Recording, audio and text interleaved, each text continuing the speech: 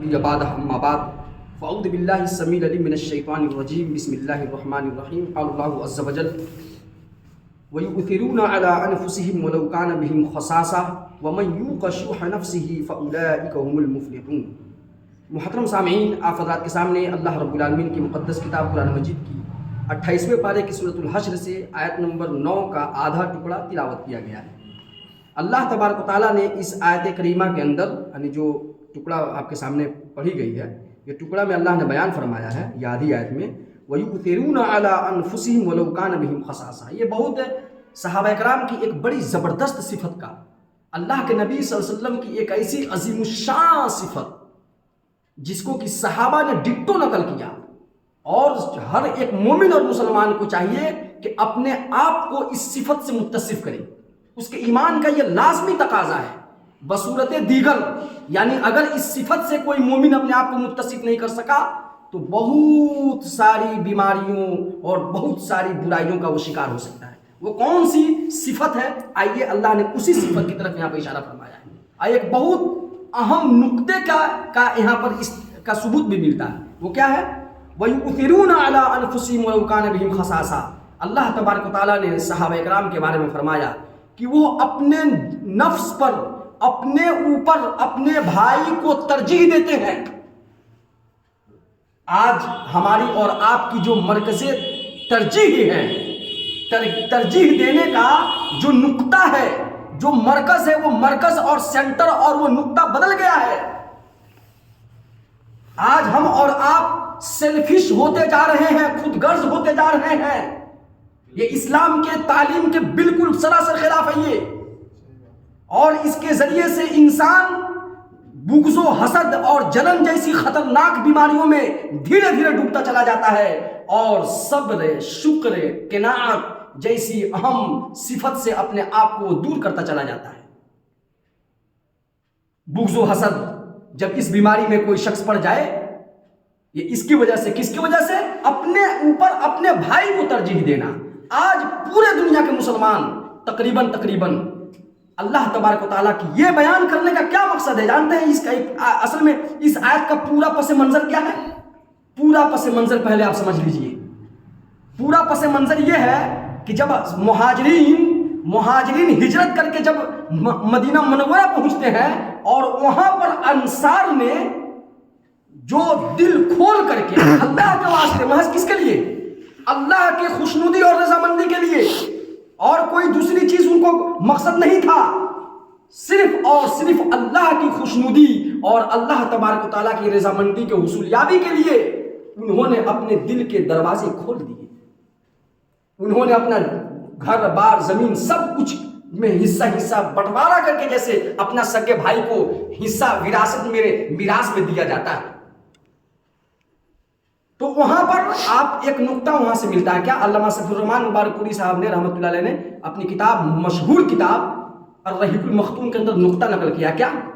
وہاں پر سے کئی ایک واقعات، اس واقعے میں کئی ایک یعنی سبق آموز نصیحت ملتی ہے مومن کے لیے۔ کیا؟ مہاجرین جو یہاں سے گئے تھے مدینہ منورہ ہجرت کر کے، یہ کس کے لیے گئے تھے؟ اللہ کے لیے، اللہ کے دین کی خاطر، اپنے ایمان کی حفاظت کے خاطر ہجرت کیا، اپنا گھر بار چھوڑا۔ کیا کہا انصار نے کہ اگر آپ نے اپنا گھر بار چھوڑ دیا تو ہم اپنا گھر بار دیتے ہیں۔ ادھر آپ نے قربانی دیا، ادھر ہم قربانی دیتے ہیں، معاملہ سیم ہو جائے گا نا، معاملہ سیم رہے گا۔ یہ ہوتا ہے۔ وہی اترون کہہ سکتے تھے وہاں پر کہ ہمارے پاس تو، ہماری تو اپنی ضروریات نہیں پوری ہو رہی ہے، ہم اپنے جو ہے اتنا ہو رہا ہے، چاہے اتنا ہے ہمارے پاس کہ ہماری اپنی ضروریات ہیں، مختلف قسم کے یعنی کہ کیا ہوتا ہے، مجبوریاں ہیں، پریشانیاں ہیں، کہہ سکتے تھے۔ اللہ کے دین کی خدمت ایسے نہیں ہوتی ہے۔ اگر سارے لوگ ایسے ہی سوچنے لگے تو سوال یہ ہے کہ دنیا کا سب سے زیادہ مالدار شخص، سب سے بڑا مالدار، جس کا ٹاپ 10 میں نمبر 1 پر جس کا نام آتا ہو، اس سے بھی آپ پوچھیے گا تو کہے گا مجھ کو تو کچھ ضرورت نہیں ہے، مجھ کو اپنی ضرورت ہے۔ تب پھر بھائی اسلام کس چیز کی تعلیم دیتا ہے؟ پھر اللہ کی خوشنودی کسے کہا جاتا ہے؟ جب سارے لوگ اپنے بارے میں تو پوری دنیا والے سوچتے ہیں نا، تو پھر مسلمان ہونے کا ہمیں کیا فائدہ ملا؟ اسلام نے ہمیں کیا سکھایا ہے، کیا بتلایا ہے، ہم نے کتنا اس پر عمل کیا؟ وَيُؤْثِرُونَ عَلَىٰ أَنفُسِهِمْ وَلَوْ كَانَ بِهِمْ خَصَاصَةٌ۔ وہ اپنے جان پر، اپنے نفس پر دوسروں کو ترجیح دیتے ہیں. وَلَوْ كَانَ بِهِمْ خَصَاصَةٌ، اگرچہ ان کو اس عمل کو اختیار کرنے میں ذرا سا اپنا نقصان ہی کیوں نہیں ہو جاتا ہے. کھلی بندی، نقصان کو کیا کہتے ہیں؟ کھلی بندی. اللہ کے پاس بغیر اپنے آپ کو نقصان کیے یہ کوئی سوچ لے کہ ہمارا کچھ ہلکا پھلکا ہم 2 روپیہ بھی اگر اللہ کے راستے میں دیں گے تو 2 روپیہ رہتا تو ہمارا اپنا کام دیتا نا. لیکن آدمی دیا کہ نہیں، تو گویا کہ اس کا گھٹا. تو لیکن وہ نہیں مائنڈ کر رہا ہے، وہ 2 روپیہ اس کا گھٹا یہ مائنڈ نہیں کر رہا. وہ اس کی وجہ سے وہ اپنے آپ کو تکلیف یا یہ اس کی وجہ سے پریشانی محسوس نہیں کر رہا. اللہ کی خوشنودی کے لیے ہم دے رہے ہیں، لیکن اس کے دینے سے یہ بات طے ہے کہ اس کا 2 روپیہ بہرے کیا گھٹا ہے، اس میں کوئی شک نہیں دیکھنے میں. لیکن رب کی ذات کہتی ہے کہ تم دو.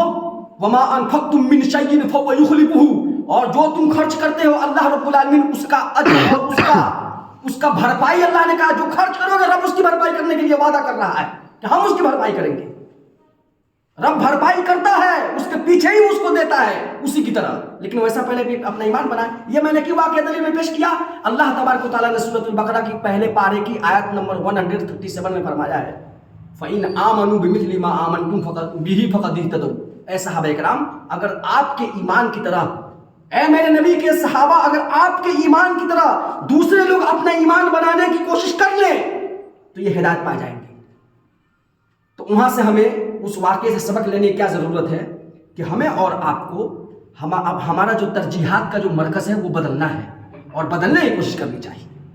ہر انسان اگر یہی سوچ لے کہ اس کی اپنی ضروریات ہے تو یاد رکھ لیجئے گا یہ اسلام کے تعلیم کے سراسر خلافات ہے. اسی میں سے ایک سلوس تو آپ کو اللہ کے راستے میں نکالنا پڑے گا. ہر آدمی کے اپنے کمائی میں سے ایک سلوس حصہ جو ہے وہ 1/3 کر کے وہ اللہ کے راستے میں دے گا.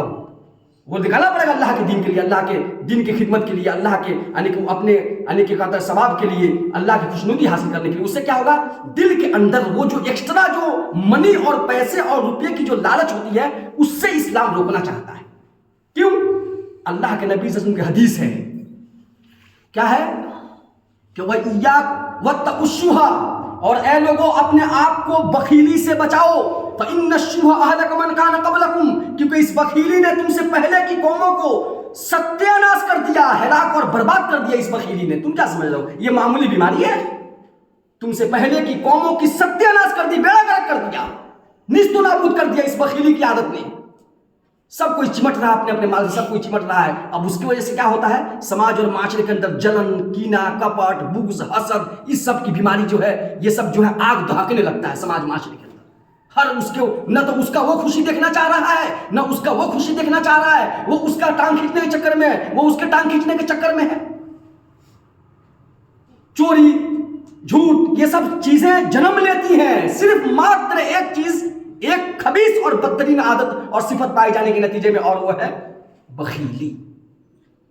بخیلی پائی جانے کی. اَهْلَكَ مَنْ كَانَ قَبْلَكُمْ حَمَلَكُمْ، اس نے ابھارا اس بخیلی نے، عَلَىٰ أَنْ سَفَكُوا دِمَاءَهُمْ وَأَمْوَالَهُمْ، کہ وہ آپس میں قتل اور غارت گری اور خوریزی پر آمادہ کیا اس بخیلی نے. مال اور دولت کے لیے انسان اس قدر وہ سیلفش ہو گیا، خود غرض ہو گیا، اور اس قدر اس کو لالچ اس کے دل کے اندر سما گئی، لالچ اس کے دل کے اندر آ گیا کہ وہ دوسرے کا مارنے، دوسرے کا خون کرنے، دوسرے کا مرڈر کرنے پر بھی آمادہ ہو گیا. ایک وقت ایسا بھی پہنچا اس کے جیون میں. اس لیے اسلام منع کرتا ہے اور اپنے نفس کو پاک کرنے کے لیے قد افلح من تزکا، وہ کامیاب ہو گیا جس نے نفس کو پاک کیا.